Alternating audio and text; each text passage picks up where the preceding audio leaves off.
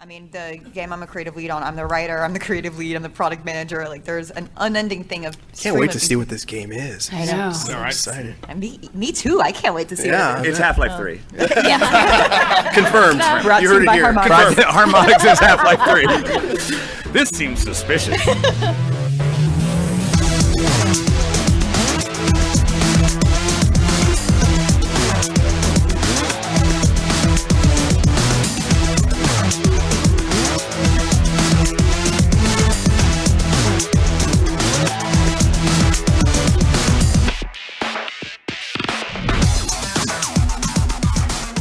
The door is sealed. I have a thumb. I have a thumb Well, too. thank you guys. Honestly, thank you guys so much for coming out. This is Origin Stories, the crazy ways we got into gaming. And everyone up here is awesome in their own respective ways. And we're just going to kind of hang out and tell some stories. And my selfish desire is to, in some way, shape, or form, inspire you to do the stuff that you want to do. Before I let everyone introduce themselves, I'll just kind of briefly say what the panel is really about. I'm actually very happy. I know there's a BioWare panel right now that many people that I know are at, and yeah, and the fact that you guys showed up at all. He's out. Yeah, and I'm leaving, and I'll see you guys later. No, the fact that you guys showed up at all is really awesome. We I was won't be mad. expecting many tumbleweeds, which would be terrifying. So the fact that you guys showed up at all is great. So my name is Ash. I'm the community manager for Sword Coast Legends, which is down on the floor right now, which is pretty awesome. And I'm also a member of a podcast called Nerd Appropriate Rated NA. We've been around for about 5 years, and that was really my entry into gaming. We ran around interviewing people and having fun. I'll tell the full story later, but I'm going to let everyone introduce themselves. All right. Hey, I'm Sean Baptiste. I do the marketing for Adult Swim games. We'll get into more than that soon. I'm Jessa Brezinski. I work at Harmonix. I'm a product manager and currently also a creative lead. Hi. Oh, shit. Hi, I'm Laura Bailey. I'm a voice actress for video games and animation and stuff. My name is Ben Britten. I'm a technical director for two little indie game companies, one called Mighty Games and one called Tin Man Games out of Melbourne, Australia. And my name is Miellyn, Fitzwater, Barrows. I'm a freelance writer and producer, and I've worked with Tin Man Games and BioWare and some different companies like that. Cool. Well, thank you guys for coming. This is like a weird time and everyone's exhausted. And thank you guys again. I'll start off just a brief version of my story because no one wants to hear the 8-hour version. But I've been going to cons basically my whole life. My mom took me to one of my first cons when I was like 12. I went to a Star Trek con, saw John Delancey. He signed a cue ball for me and like I freaked out and I was like, oh my God. You know, this is reality. I can meet these people and I can go have fun. And I've been going to cons ever since. About, at this point, 5.5 years ago, I went to San Diego Comic-Con and I went to a panel where they were talking about something very similar to this. And I ran into one of the panelists after the show and I was like, wow, I really just want to, you know, start blogging and start writing and expressing my creativity and getting out there and talking to more people. And she was like, just fucking do it. What are you doing? Like, there's no barrier to entry. Just write, go to shows, talk to people, and there's nothing to stop you. There's no like guild of bloggers, and there's no one to stop you from breaking in the industry really other than yourself. So I went back home after Comic-Con and I started talking to my buddies, and these guys right here who are still here. Hey guys. And I was like, we really need to do this. We really need to start just recording ourselves and having fun. So we started a podcast. And, you know, the biggest advice I can really give about podcasting is if you're going to do it, you have to do it regularly. So we did it every week almost for 5 years now, and we're coming up on our 5th anniversary. And what we learned was that, you know, people in the industry are generally very kind people, and it's really easy to get out there and meet people and to network and to have fun while you're doing it. So, you know, the whole time that we were doing the show, I was a high school teacher, so I would go to work every single day. I would teach high school history, and you know, I would go home at night and I would start writing articles about the games I loved and about the things that I really loved. And so it was, I led this sort of this secret dual life, right? Where I was during the day I was this like relatively buttoned up school teacher, and then at night I'd go home and I'd write stuff, and then we'd record on the weekends. We'd go to as many cons as we could go to. We'd pay for it out of pocket, and we would just go and talk to people, as often as we could. And that's actually how I met a lot of the people here. I've actually been trying to get Laura on the show for like years. I've been such a pain in the ass. Like, will you come on the show? I'm so annoying. I am like, That's honestly, awesome. Thank you. I'm pretty annoying, and I think being annoyingly persistent but generally nice person goes a very long way. So what happened to me was, nepotism goes a long way too. If you meet a lot of people and you network and you talk to people, you'll generally meet people that you click with and that you end up really enjoy spending time with. So you'll go to these shows and you'll meet folks like the folks in this panel, and it becomes like a little bit of a family reunion. And I'm sure a lot of you guys out there, when you guys go to shows, if you go to PAX every single year, eventually you're going to start building a little bit of a family, and that's something really magical. And eventually that can segue into getting a job in the industry. So I'm going on and on. So the shortest version of what happened to me was last year. I had a friend who's been my friend for a really long time, and he's the art director for Sword Coast Legends. And he knew I was teaching school. He knew I did the show. I had written literally thousands of articles. I'd been to probably hundreds of shows since I was a kid. So I kind of, in some way, shape, or form, understood how the industry worked. Like, I didn't really understand how the industry worked, but I had at least a layman's perspective on how the industry worked.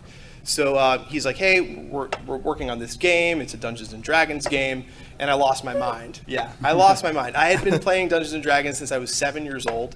And all of a sudden this opportunity popped up, and I got to work with, a lot of the guys that directed Dragon Age Origins are on our team, and all of a sudden now I'm in this position where I still get to be me, which is great. I still get to do Nerd Appropriate, which is great, and I get to represent Sword Coast Legends, which is insane to me. So we'll talk more, but everyone else's story is far more exciting than my own. So let's just go straight down the line. Go ahead, Sean. Okay. Let's see. Late 90s, I went to school for theater, which I've noticed is kind of a running thing in the game industry. A lot of people are like, I'm gonna be in theater. I need a paycheck though, and then they end up in games. For the paycheck. For the paycheck, for the huge paycheck. I know. No matter what, we're suckered into this. But I went out. I worked for a startup movie studio in California. That was a bad experience. I was involved in a heist. That's a story for a different panel. And then I came running home. And didn't your college that you went to close? My college that I went to closed, which is good because rather than having a theater degree, I don't have a theater degree, which makes me eminently more employable. I could say it. At any rate, so I at the time I was working as a playwright and an actor, and just in like local stuff. I wasn't. You haven't seen me in anything, I promise you. But and that was starting to get. I was starting to get burnt out on it a little bit, and I started getting headaches, like really bad headaches. And I thought it was because I worked in a video store. The smells. But it ended up being, it took about 2 years to get diagnosed, but I had a brain tumor, still do. So this is in the early 2000s, and so I had to quit my job, I had to quit theater, I had to quit everything. Moved back in with my mom. I was in the attic. I didn't have health insurance, so I couldn't get surgery. That was a thing. So I was just, all I could do was basically be in my mom's attic playing video games like a weird shut-in. Or awesome. Or an awesome shut-in. A weird, crazy shut-in. But so I was playing lots of video games. Eventually, I did get surgery. They were able to bypass the crappy parts. I have hydrocephalus. It's a big thing. It gives me lots of headaches. But they found a way to put something into my head that would bypass it all. And eventually, after about, like 2 years, 2.5 years, 3 years of fighting to get enough insurance to pay for it, I got it. And I realized, I was like, well, I guess I'm going to live, and I'm going to need a job now. I'm going to need to do something. What do I know how to do? Well, gosh, I play a lot of video games. A lot. And I really liked it. My favorite game that I played a ton of at that time was a game called Amplitude. I'd been playing Frequency, I'd been playing Amplitude, and as the surgery was coming up, and I was like, well, I'm gonna, you know what? We're gonna start this. I'm gonna start applying to companies. I realized that Harmonix was about an hour away from my house. They were in Boston. I lived on the North Shore. So before the surgery, I started applying to them. I found their address and I started applying to them, being like, I'll come do QA for you. You want some QA? And just send my resume, which had like Burger King and a video store on it, so that wasn't terribly great. But I just kept applying, and the CFO of Harmonix at the time was Mike Dornbrook, who his first job in the industry was QA on Zork. Which is the most badass thing that has ever happened. And his rejection letters to me, I have saved over the years because they are just beautiful. It's like, he's like the best. So I just kept applying and they kept being like, no, like absolutely not. At one point, Mike did write back. He was like, look, this probably isn't going to happen. Like in a nice way, but like, you don't need to send something every week to me. And I got the surgery. And things were, I had no job, and it was like a couple of months later, and I applied for roughly the 8th time in 6 months to them. And he was like, well, turns out somebody here knows you. And it was like a friend of a friend worked there, and he was like, so why don't you come in and have an interview? And I ended up working as a QA tester on Karaoke Revolution. Oh yeah. Oh yeah. Oh yes. singing George Michael's "Careless Whisper" for 8 hours a day. Good times. Good times. I noticed the guy playing the saxophone who's walking around knows only the opening strains of "Careless Whisper," and I'm having like a Clockwork Orange sort of thing to it. But yeah, so that's how I got started. I worked for Harmonix for a number of years, and then brain tumory stuff happened again. And that kind of kicked me out of the industry again. But we're all right now. Yeah. Once I started feeling better again, I applied hard to start working in indie games again, and then worked my way up. And now I think I'm doing all right. Yeah, I'm doing all right. Adult Swim's pretty awesome, good. man. Adult Swim's pretty good. Yeah. Pretty sweet. We got all the games. So Jessa, any tumors? I don't. Okay. I've got nothing that impressive. So I guess my origin story is sort of a lot of seizing opportunity and, to be honest, kind of busting ass.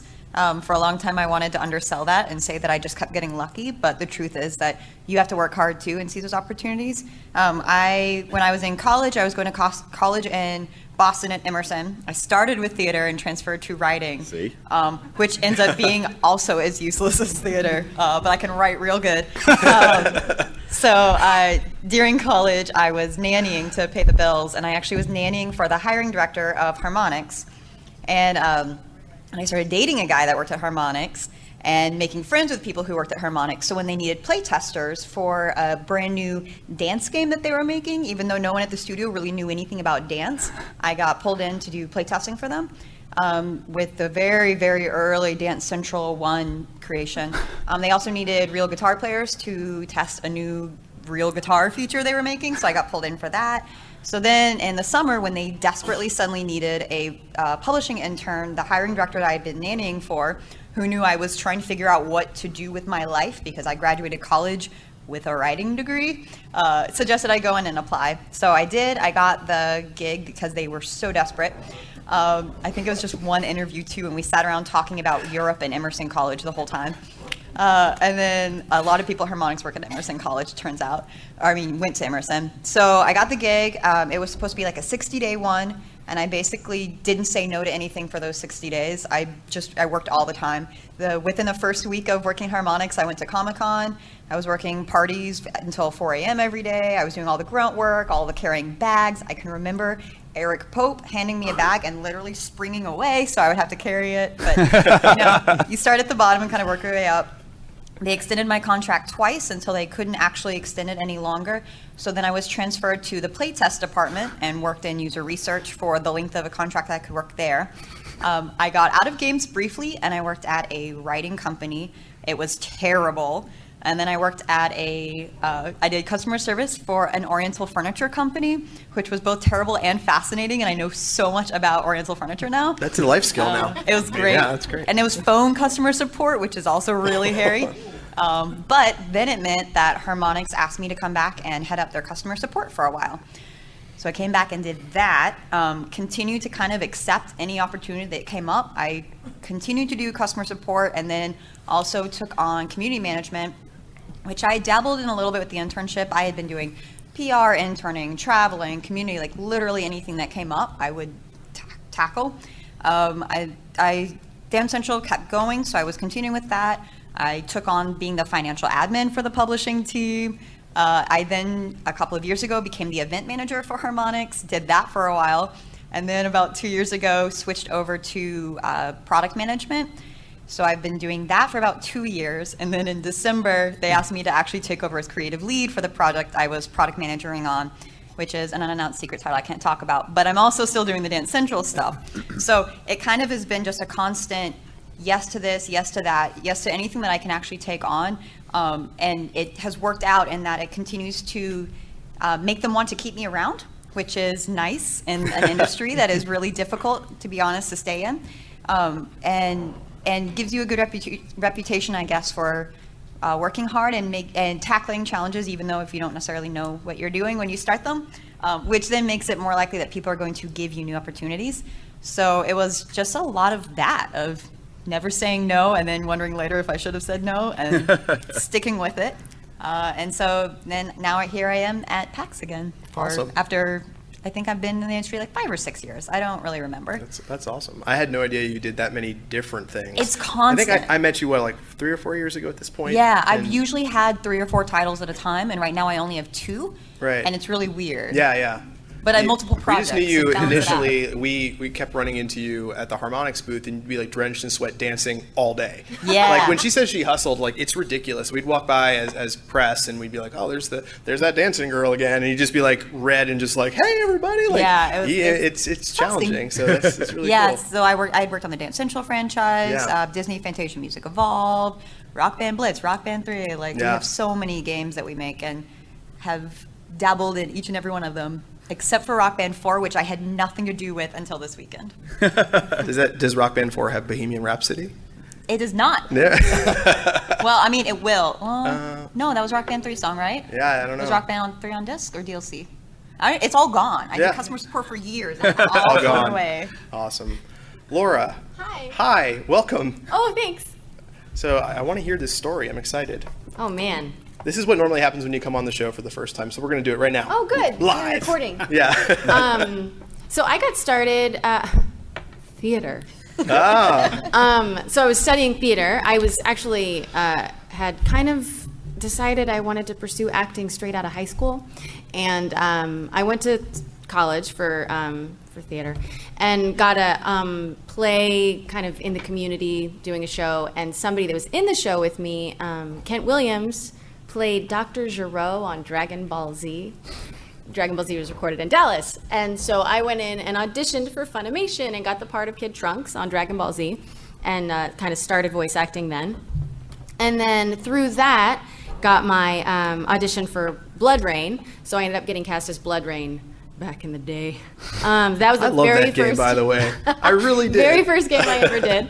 And then I did Deus Ex, The Invisible War. That recorded in Texas.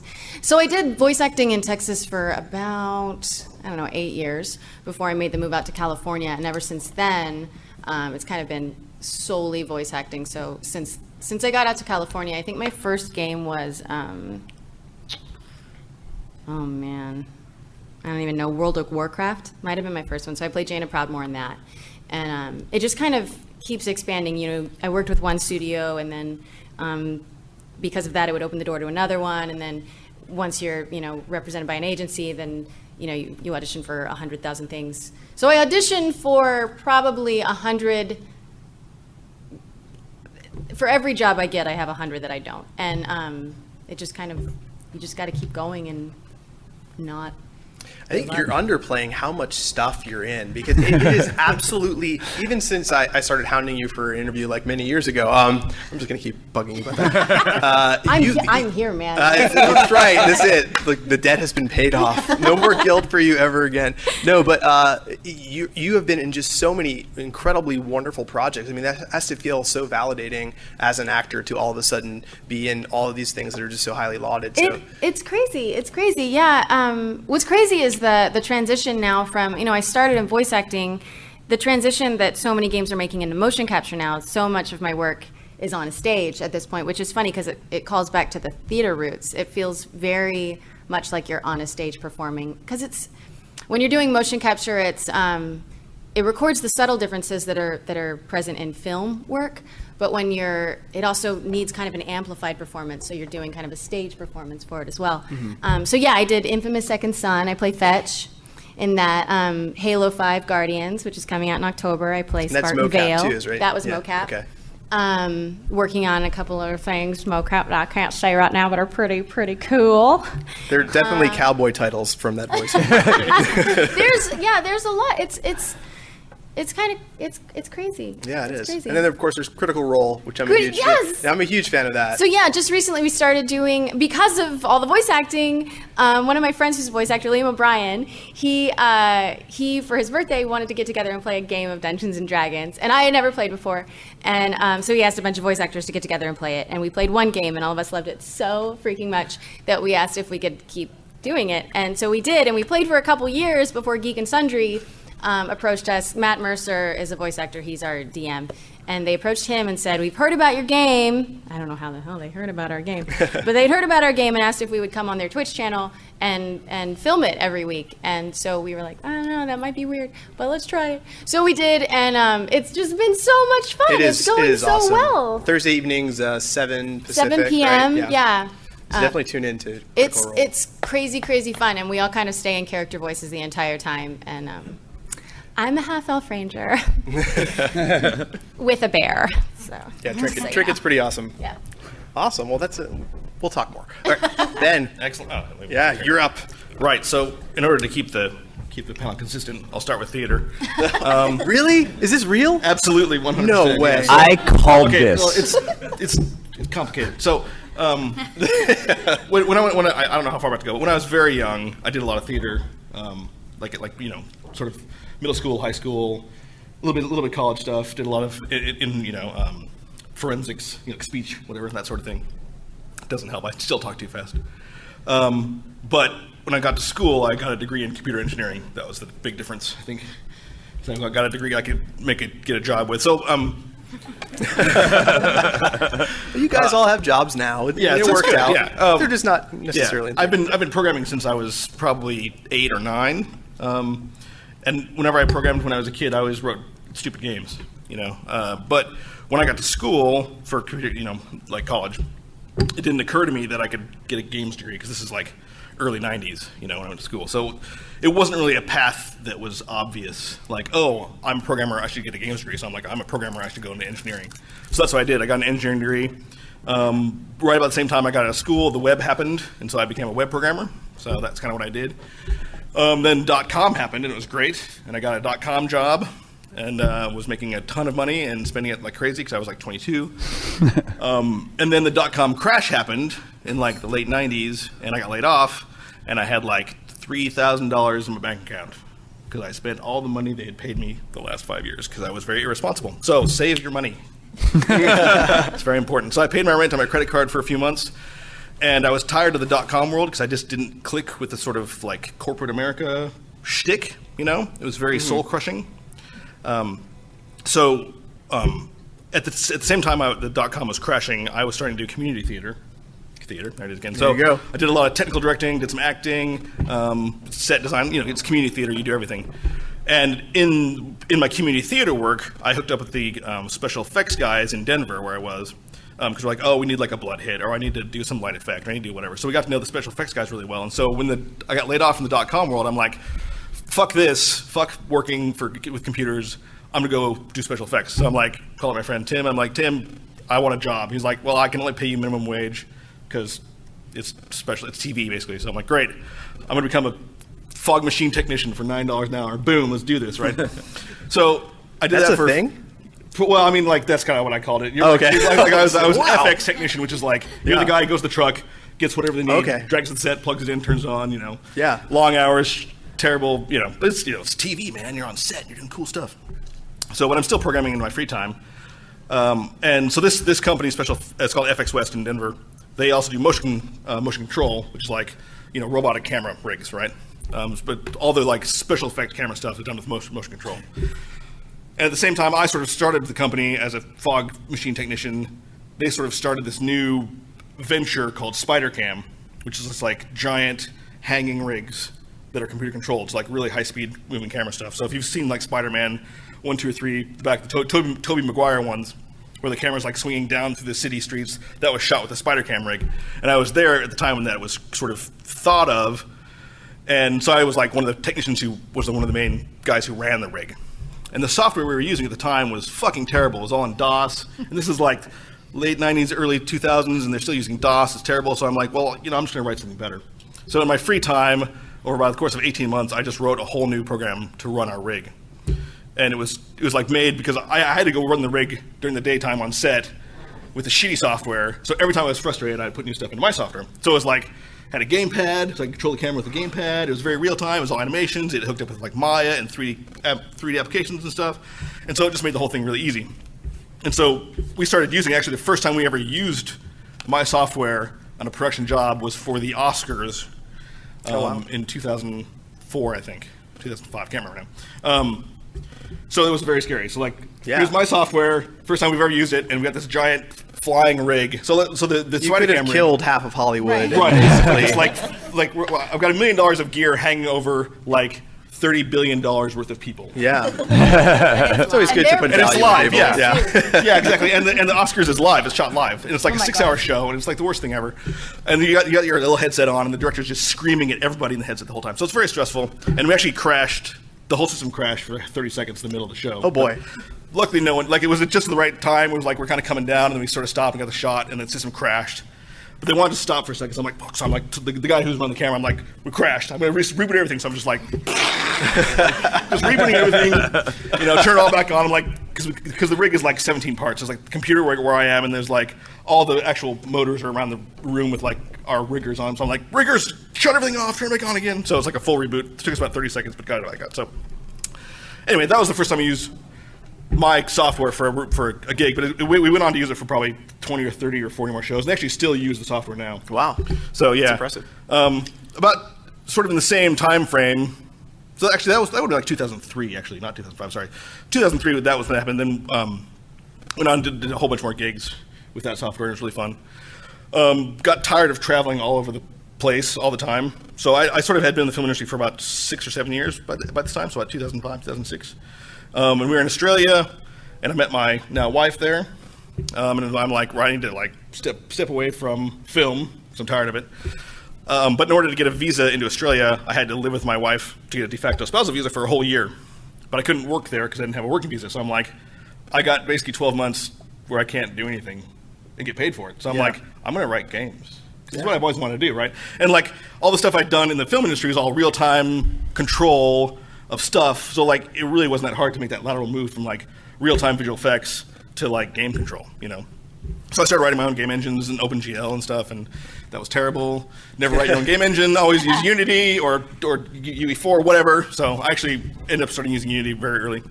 But yeah, so that's, and then over that 12-month period, I sort of got into the local scene in Melbourne, which is a great scene if you ever want to move to Melbourne and be an indie. It's really good. Yeah, and then sort of near the end, once I got my sort of permanent visa and I could work, and I started doing contract work. So they actually allowed you into the country. They did. Well, I was kind of married at the time. So okay, there you go. They could have kicked me out, but yeah. So I started doing contract work and just like all these little games. I'm working on such exciting titles as Dora and Diego's Sticker Safari for Nickelodeon. Oh, I remember. I know, it's great. Dora in German is crazy. Yeah, and then basically this guy named Neil Renison called me up one day. He's like, my programmer's got to go. I need another programmer. What do you think? So I sat down and had a beer with him. He had this crazy idea to do digital game books, which is like choosable path adventure games, but with dice on the phone. I'm like, that sounds like a lot of fun. So we sort of. That sounds awesome. I know, right? It is. It is awesome. It is awesome. It continues to be Yeah, it's awesome. Yeah, it is awesome. Yeah. So we sort of started Tin Man Games together, and published, I think, at this point, There are a lot. It's 35 crazy. or 40 books now. I can't even keep up with it, So but if you look for Tin Man Games on like your phone, Android, iOS, or Steam, you'll see a bunch of stuff there. It's all really cool. I did that for 6 years, and I'm still sort of nominally attached to that. And I got Gamebooks is awesome, but I was like, I need to try something new. So I formed another company called Mighty Games with 4 guys, 2 of which are Matt Hall and Andy Sum, who made Crossy Road. You may have heard of that. The other one's Matt didn't. So there's 4 of us now. We're making casual games that are very similar to Crossy Road. It's So funny. I would never. Crossy Road isn't the type of game that I would normally seek out, but I had a fever about 4 months ago, and it was the first time I had missed work for Sword Coast Legends. I was too sick to even like move. I was like just dying. My wife had to go to work, so I was like, all right. So I loaded up my Fire TV, and Crossy Road was on Right. Fire TV. I laid there for like 11 hours. And I'm so fucking good at that game now. And it's very addicting. So. I'm terrible at it, actually. It was really funny. They just released the Pac-Man one, right? Yeah. And we've been testing it for months, right? And there's a bunch of ways you have to like get far enough to unlock things. Yeah. And they're like, I've got one of the few devices that we can test like immediately with. Uh-huh. And so I get the thing, and I'd be like, I can't tell if this bug is still here because I can't get far enough. They were like, dude, like fuck, So like, anyway. So I'm terrible at that game, and it affects production. Oh, so wow. there you go. All right, last but not least, Miellyn, how you doing? Hi, I'm good. Good. How are you? Okay, so the thing that I think is really fun is that actually he's my origin story. So I have to tell you all about how I met Ben, because Ben got me into video games. So I don't even know what year this was. We've been trying to figure this out. It It was was a long time like ago. 15 years I'm really ago. old. Yeah. She's less old. Yeah. So our moms are both novelists, and they were in writer's group together. And they started talking one day about their kids, him and me, and how like we had all this stuff in common. And they're like, oh, we could be in-laws. We need to do this. They need to meet. They tried to hook you guys up? Oh yeah. Yeah. Oh Wow. yeah. They're like, it's Christmas time, and he like shows up at the house and everything. Yeah. So Oh, you yeah. weren't with Sean at No, that time? no, Her I was- husband, sorry. Yeah. Yeah, no. I totally blew it. Yeah. Huge mistake. I don't remember. I don't know what the situation was for either one of us at the time, but we. Oh, I remember. No, sorry. So we. Oh, this so is getting awesome. we super hit it off though, and he was living in Denver and I was living in Washington D.C. and so like we just like talked all the time and would hang out when we would visit, or we'd both wind up in New York City and hang out and stuff. And so I think the first thing that you roped me in on was writing a screenplay, Yeah. right? So I adapted. So I'm a writer, and I've been a writer since I was like tiny little thing, and so I adapted his mom's novel for into a screenplay, and he paid me in software, which totally won my heart, And so we have collaborated on things off and on for a long time. We were working on another little indie game project years ago, and then Right. I Yes. know, The opera one. yeah. Oh God, that was so Yeah, I still want to make that. Anyway, sorry. You have all the levels designed. I know, I have right? it all planned out. Yeah. Okay. So anyway, he moved to Australia, which was really cool, and they had 2 games out. Tin Man Games did for Game Book Adventures, and they were both full-on fantasy Dungeons and Dragons style games with the dice rolling, which are super amazing. By the way, we'll play them because they're so fun. And I was a huge choose your own adventure book fan when I was a kid, and so he called me up and he's like, "Hey, we want to branch out. We want to do maybe some other games that appeal to a different kind of audience." So I was like, well, I'm different. That works. And we thought it would be kind of fun to do something that was a little more geared towards women. And at the time, all the women we knew were reading Twilight. Which, I mean, I'll admit it. I read every word of every book. It's like eating Twinkies. It's like you I eat read a it whole too. bunch, right? And you eat them all, and then you feel kind of bad about yourself. Then you Yeah. eat a whole bunch more because you're just like, oh, What did I do? yeah. What did I just do? What I just do. So we thought it would be really fun to write a vampire interactive fiction book. But I said the only way that I could possibly do it is if it was a comedy, because really. And I'm also a huge Buffy fan, and so I put together the proposal for this, and they accepted it. And then so I wrote that, and I'm also a television producer, so they were a two-man studio, and so you cannot get a producer next to anything without them just producing it. So I was like, well, I'm just going to produce this game too. And they're like, thank you. Great. Yeah. So I did that one, and then we found an author to do a second one. So I produced that one as well. And so those are both out. Mine is called Strange Loves Vampire Boyfriends. You play as a college girl, and you can date vampires or slay them or become one, whatever you want. It's your choice. And there are achievements, and you can tweet from inside the app, and like if you make all the very most boring choices in the game, what I think are the most boring choices in the game, you can actually become a crazy cat lady. Which apparently like everybody does, because that is the ending that I hear from everyone. But there's a point where you can like follow a strange noise, and it seems like it's going to be really exciting. But after you make that choice, you can't get off that train. You you just have, go to the next page. You keep finding cats. You actually, I think you find like 30 cats, and you have to drop out of college to get a job so that you can feed them, and they all have names. Wow. Yeah. So So anyway. Yeah.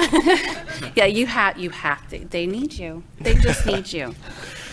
So that's what I've been doing, and then I met these guys, and I've been on Nerd Appropriate a bunch of times, which is fun, and I just wrote and then I started putting on panels. So I like to talk, and I like to come to the video game conventions. Oh, that's right, because they brought me out. Well, Ben was coming to the United States and to PAX East, and so he's like, come visit. And I was like, absolutely. And I had never been to a video game convention before. PAX East was my... Come visit and work our booth, please. Well, okay, yeah.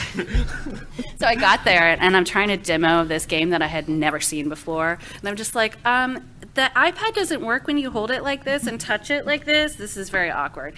But I learned how to demo a game, and we were like, then they started bringing me out, and I would work the booth, and then we were in the Indie Mega booth, and then I started doing panels because I thought it was really fun and interesting, and because I wrote a romance game, I started a panel called Foreplay, Romance and Games, which is actually right after this. If you guys want to come see us, several of us are on it at 6 o'clock in the Sasquatch Theater. Plug, shameless plug. But yeah, and then since I've been doing the romance panel for all this time, I actually pitched the idea as an article for Vice. So I had a piece about romance and video games in Vice just like a few weeks ago. So I don't know. I'm kind of just doing all sorts of different things, but it's all because... I think that's the really interesting thing about the video game industry is I literally, I've always wanted to be part of the games industry since I was a little kid, but it seemed like something that was completely unachievable because I literally have no skills other than I have the ability to talk relatively well, which I don't know if that's a life skill or not. But so I was teaching, and then all of a sudden I was like, well, the only thing I could really kind of weasel my way into would be community management, which is talking to people and hopefully, calming them down so they don't want to punch you in the face. A lot of you guys did community for a while, and you're still alive. And you look relatively happy. So scarred but alive. Oh yeah, I always you learn how to shove it way down inside all the emotions. It's like really true. It's really true. They're happy, but they're out of community. I think. Yeah, that is very true. They got to, yeah, absolutely. But the one thing I do want to talk about before we start talking to you guys out there is I found work-life balance, and I'm going to ask you guys for advice. What's that word? Work-life balance has been probably the biggest challenge for me because even when I was an educator, I could go home and grade my papers, do my podcast, write a few blogs, and then I was done. And I'd still have like a couple hours to eat, maybe bathe. Maybe on occasion. So how did you guys learn to balance? Because the industry is awesome and fun, and you get to be creative, and that's amazing. But how do you actually make time for your families and for everything else? Because the hours are brutal, and that's not a lie. So, sorry, you, Sean. Have you figured it out yet? I think that might be. I think I've been doing video games for 13 years now. No, I haven't. I try and I fail. Yeah, you told me the other night. No, it's all you so do is work. so the company that I was working at before Adult Swim, I was working for a small indie up in Boston, Firehose Games, and I was basically the product marketing manager for one title, and then helping out with two others. And the one title we were putting out is the one that I designed. So that's actually really easy. It's called Let's Quip. It's really fun. That's good. Competitive joke writing. But then, so now I'm at Adult Swim, and we have like a release every 3 weeks, and there's like 2 of us on everything. So it's like the most amount of work ever. And I had to move to Atlanta, which is the greatest. I love that city so much, but I don't get the chance to see it. Sorry, I didn't mean to be sad or anything. It's, go to Atlanta; you'll have a great time. Tell me how it is. No, I mean, I like my wife also is in video games, so we both work a ton, but we still make time for each other. Yeah. We can, and we don't have kids, so I suppose that makes it a little bit easier. I'm not letting any of my children down. I guess is what I'm saying. Wow. I'm not saying any of you are. Wow. I'm just saying if I had kids, they would probably resent me. Does anybody else on this panel have kids? Okay, so I would say have a kid because that makes you go home. Yeah, see, there we go. I have to pick my kid up at 5:45. I got to be out the door at 5. It does not matter. I do not care. I'm not going to piss off the nuns. Okay, it's not happening. Yeah. But and I also forgot to tell you, I have a background in theater too. See? Do you really? I totally I'm do. the only one. Man, never, yeah. I don't think I've ever told anyone this, but I took a theater class over the summer in 7th grade. It counts. It counts. My dark secret. I'll count it. I don't know. I think so. This year, the big thing for me is I finally take sick days, which has been a really big thing. I get migraines, and I would just go to work with migraines. And I think learning to take care of yourself is where you kind of balance what you need as a person versus what you're trying to do professionally. And for a long time, I just kept saying, as you could probably tell from earlier, that like, I don't say no to anything. I'm going to do everything. I'm just going to push and push. This is my career crunch time, and I'm going to do everything. And you burn yourself out, and you can actually hurt yourself and your career at eventually doing that. Especially if you start dropping the ball or you start suffering or you just make yourself miserable in a career. So I think in the past, year or 2 years, I really started learning a little bit more, at least, how to figure out what my personal needs are. And, my husband also works in games, but I do like to see him sometimes. And figuring out what exactly you need and how to balance and how to ask for help when you have too much. And it's crummy because sometimes there's no solution. The game I'm a creative lead on, I'm the writer, I'm the creative lead, I'm the product manager. Like, there's an unending thing of. Can't wait to see what this game is. I know. I'm so All right. excited. Me too. I can't wait to see it. It's Half-Life 3. Confirmed. Brought You to heard you it by here. Harmonix. Harmonix is Half-Life 3. This seems suspicious. But I think it's always going to be a give and take, and you go through periods of crunch, and then you realize that, like, oh, my husband and I haven't been on a vacation together in a year and a half. It's time that we do that because my work suffers if I don't also take care of myself. So I don't know that there's an easy answer. I feel like it's just you have to watch out for yourself at some point as well and realize that it's not worth dying for your job. You can still be very passionate and successful and work really hard without totally destroying your life. Yeah. Eat regularly. Yeah. If you Hey, can. that's important. Yeah, and I got a fitness tracker recently. Yeah, Everybody's that's good. very tired of hearing me talk about this, but but it tracks your sleep too, and it tracks your steps. So it turns it into a game. I never cared about moving around. I could sit on a couch with a controller in my hands or in front of a computer for like 20 hours and not even ever move if somebody would give me soda.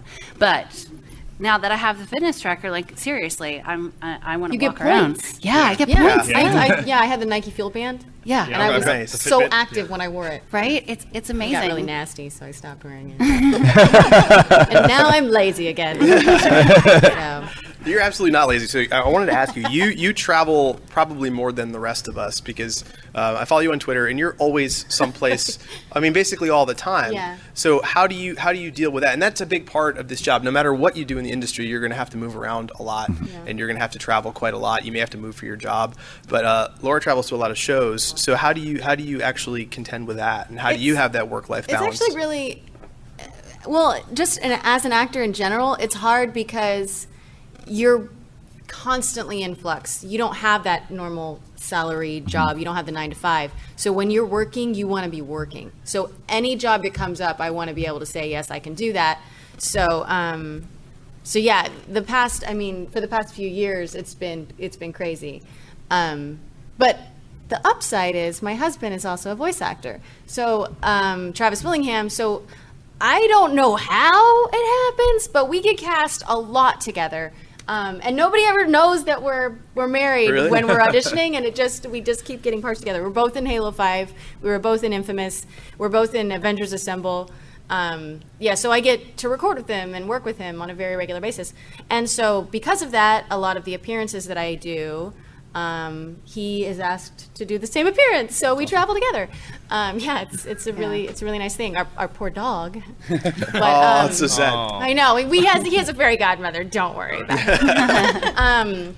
But yeah, it's a crazy thing, because if I'm home for like 3 days and I haven't had a recording session, I feel like I'm letting everybody down. I'm like, I have to get a job. And Travis is like, you have 2 weeks solid coming up. Don't even talk about that. So Yeah, it is funny.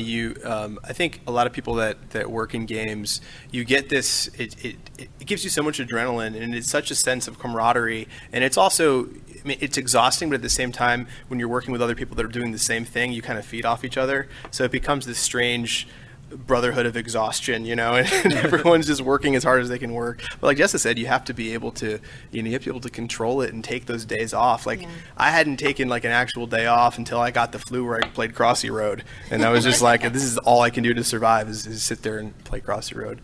Anybody else have any work-life balance tips? I guess I'm a workaholic, and it's a problem. And I think this trip, before I got here, I had like 2 weeks where my wife was traveling for work, and so I just went along with her and sort of had a vacation. It's really like the first vacation I've had in about 6 years, so it's kind of a problem. But I think for me, I do take a lot of time on a daily basis, because what I've noticed working on lots of projects, being the programmer on most projects because it's indie, is that I can see the quality of my work plummets if I'm not taking care of myself, like really hard. And I watch other people do it too, especially like students and like juniors will come in and they'll be like, I'm just gonna work all weekend. And I'm like, go home. Or they'll do it anyway because they're really excited, and that's great. And then they erase the database, or they do something totally horrible, or it's just really bad work. And I do the same thing. It's like, if you're not taking care of yourself, your work will suffer, especially creative work. Oh, yeah. Creative work is really hard to do if you're not taking care of yourself. And we're all workaholics. We're all very passionate about our jobs because it's fun and creative and artistic. But if you don't stop, after 8 hours a day, you have to stop and go do something else, or you will make shit games and shit art, and you don't want that. So that's how I keep myself. I'm like, it's 6 o'clock. I've been here since 7 in the morning. I don't care what's happening right now. I don't care what bugs there are. I have to go, because if I stay here, I'm going to make more work myself tomorrow. Yeah. So. That translates to acting too. If you push yourself too hard, you lose your voice, and then you hold a production for you guys, and then everybody hates you. So you have to take care of yourself. The game's the same. It's like, if you work too hard, you start making bad code or missing tests or whatever it is, and you hold the whole team back. And so, like, a lot of the juniors on our team they're just super passionate, and they just want to fucking kill it, and I love that. But they stay too late, they work too hard, and then they actually move us backwards. And so I have to be like, no, you're done. It's 6 o'clock. Go home. Get out of here. Yeah. Come back tomorrow. That's good advice. Yeah. And I will say too, as a writer, I need space. I will leave the office. I will go hide when I need to write.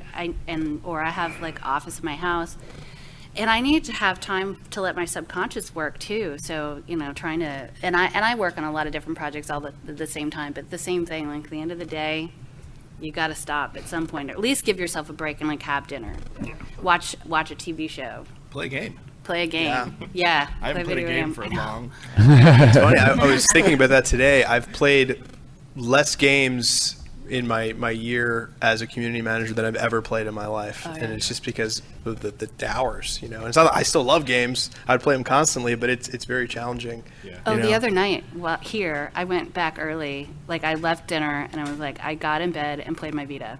I was like, I'm at PAX. I'm going to play a video game. There you go. Absolutely. We have some time here, and we would absolutely love questions if you have any questions for us. If you're not, we'll just keep talking and saying stuff. But The floor is now open. Should you be the brave soul to? No. All right. No one has any questions. Oh, we got. Bring it. We Go. want you on the mic. Woo! Yeah. Break the ice. Cheers. Yeah, that one. Show us your mic technique. There we go. No stress. Is it on? Oh, It yeah. is. Yeah. Okay. Here's the thing. Now we just tricked you. Wow. Since there's no one behind you, you have to keep asking questions. This is For- Ash's way of getting out of doing his job. Ah, there we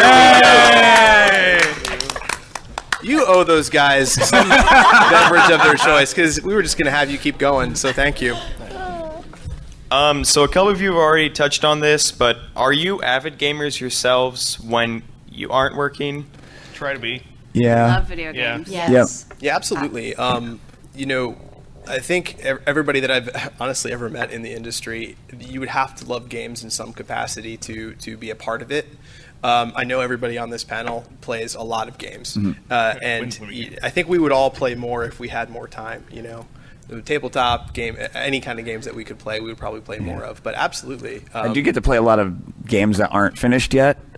We have a lot of developers who send us in demos and stuff to look at their demos and give feedback and potentially publish them. And actually, right now, one of those demos that we got is my favorite game of 2015. And you guys have no idea what this is. It's a broken demo that lasts like 12 minutes, and I have played that game like 300 times since we got it.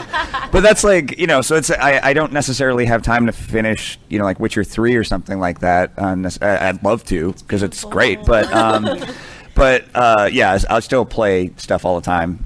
Are Certainly. you guys going to publish that game? Which one? The one That you like? I don't know. I hope so. I mean, I don't. Who can we Like, write to? in the end, that's not up to me. Who can we write to? What's that? Who can we write to? We're all going to write Okay, to perfect. do people write anymore? Write to the developer and say, Right. take whatever deal they give. I mean, anyway, yeah. So I mean, like, I think I play a lot of games for about an hour. Because Yeah. for us, it's mostly research. Like, I'll try to spend time during my job to actually sit down and play games. But when I actually have free time, I'll go to my giant Steam pile of shame and be like, what haven't I played? It's good. And I'll start it. And I'll have like a Sunday. I'll be like, Sunday is my game day, and I'll try to like get all the way through Pillars of Eternity in one day, which you can't do. But that's always like that was my last one I tried. I was like, yeah, Pillars of Eternity, let's go, 10 o'clock. So I just played it as long as I could, and that was great. And that was as much as I played. Well, and that's something that I think is interesting too, and it's something that I wanted to focus on when I made my game, is that it's sort of bite-sized. You could finish a path in 20 minutes or a couple of hours, in that I am really interested in kind of developing more and more games that are shorter too. I know some people get really mad when the games are not that long, but I think that as you get older, you have more stuff going on, but you want to still be able to play. So yeah, totally love games. Thank you for being the first one. I really appreciate it. Yay! Hello, sir. Hi there. Hey. So this question's a little bit directed at Laura, was it? Mm-hmm. I'm fresh out of college. I was really interested in voice acting because I'm late of theater. So I was wondering if you had any tips for someone trying to break into the industry. Everybody kind of comes at it a different way. I think you definitely did a good job of studying. That's a lot of people just find out that I'm a voice actor or something, and they'll go, "Can you get me an audition?" And studying theater is really, really important. Being where the work is incredibly important. So if there's not a lot in your hometown, then you need to be where they make games. Or cartoons or whatever it is that you want to do. And there's a lot of work outside of this interactive world for voice actors to do, outside of what we all want to be. There's promo, there's commercials, there's the announcer for the Oscars. There's those people that can make a freaking lot of money doing those things. I say speak in front of the mirror and see what kind of crazy voices you can do, and look at your mouth as you're doing it so that you know the way you made that sound. Record yourself so you're used to hearing yourself. Read out loud, because a lot of the times we don't get the scripts ahead of time, and we're cold reading in the booth. So you have to be really comfortable with being able to act on the fly. And just, get out there and don't be afraid of rejection. Make a demo, send it out, see how people react to it, that kind of stuff. Awesome, thank you. That was a lot. of information.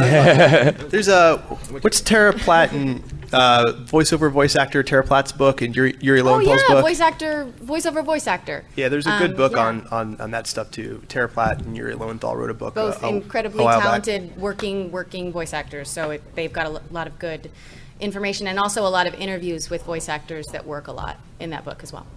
Pick it up. Hi. My question's kind of a little weird. Basically, I myself have been in customer service for almost 14, 15 years now. Wow, that's a marathon. Yeah, I've done pretty much everything from managing to training to everything and through a gambit and a variety of companies, but I've never gotten into the industry that I want to get into, which is in the gaming industry. And I just want to know, like, have I passed that point? Like, have I gone just a little too far age-wise? No way. Or if like there's still like a hope out there for me. So like as managing customer service for Harmonix, I also got to see how a lot of other companies do customer service, and it is a part of the industry that's sorely in need of people who care about it. And a lot of times it tends to be the thing that no one wants to deal with, no one wants to do. It's new employees who are kind of working their way up, so they don't really know what they're doing or how to manage it. And companies don't realize what a really important community and marketing tool it is.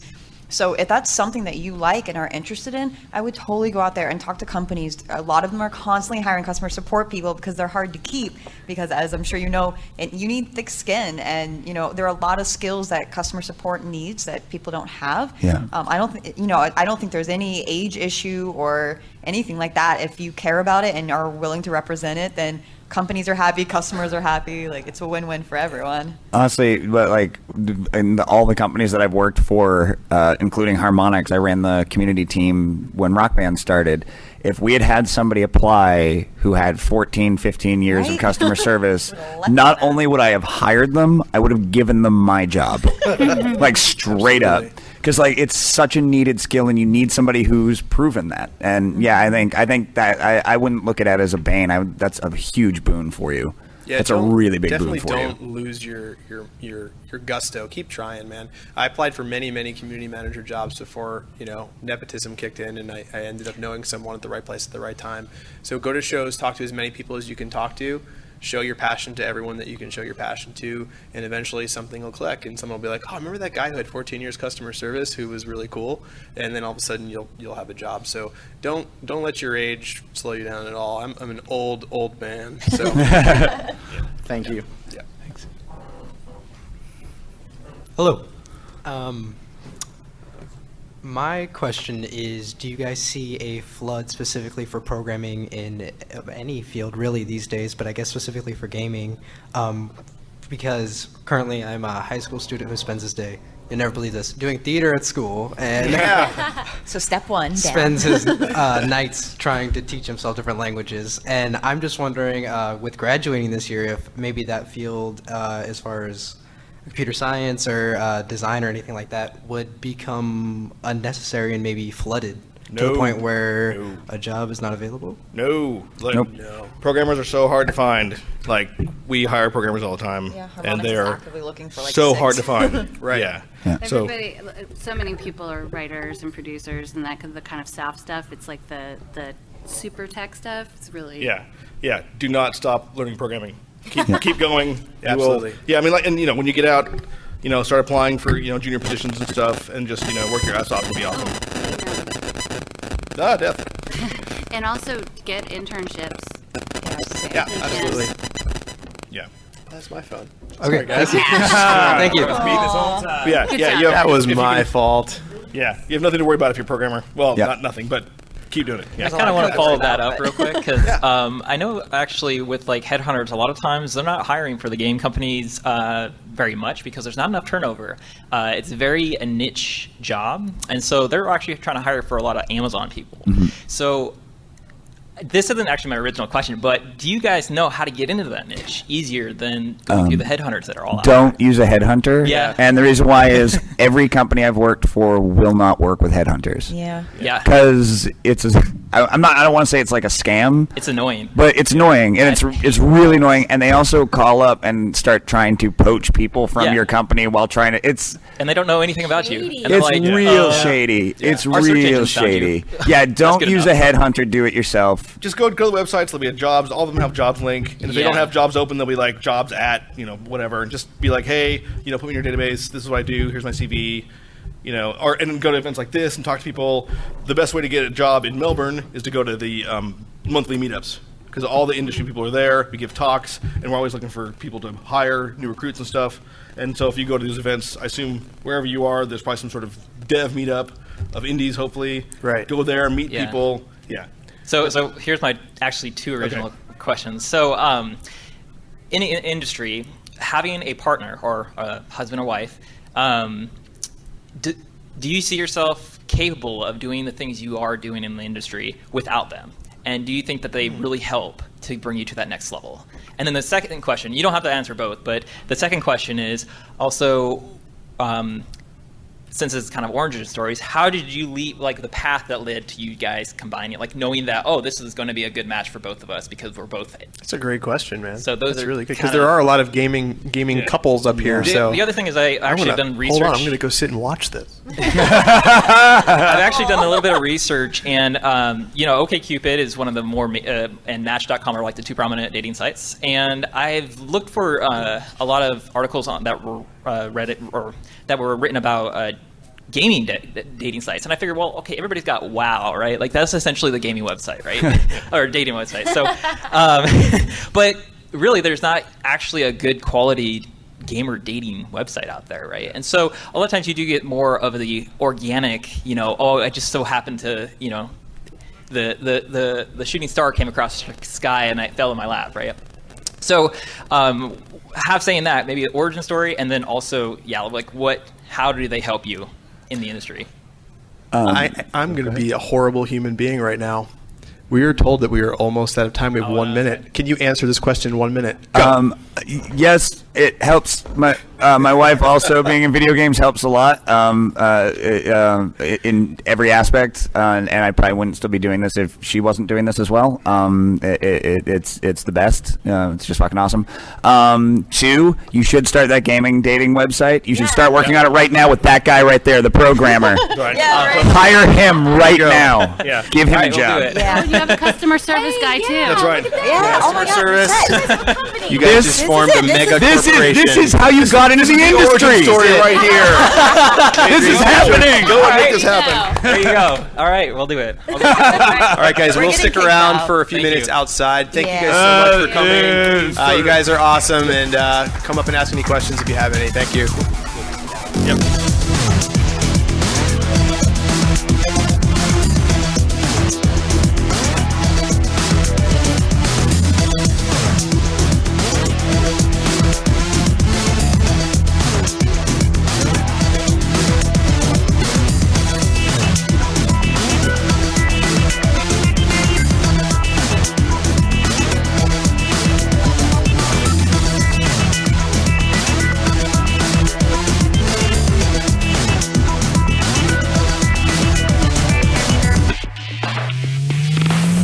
I'm confused by the water distribution.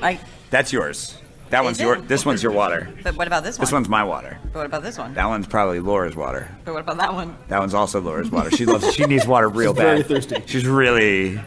Is any of Voice these- actors. How is you any know of how these they Atch's get. water? She had miso for lunch. He's got a rock star.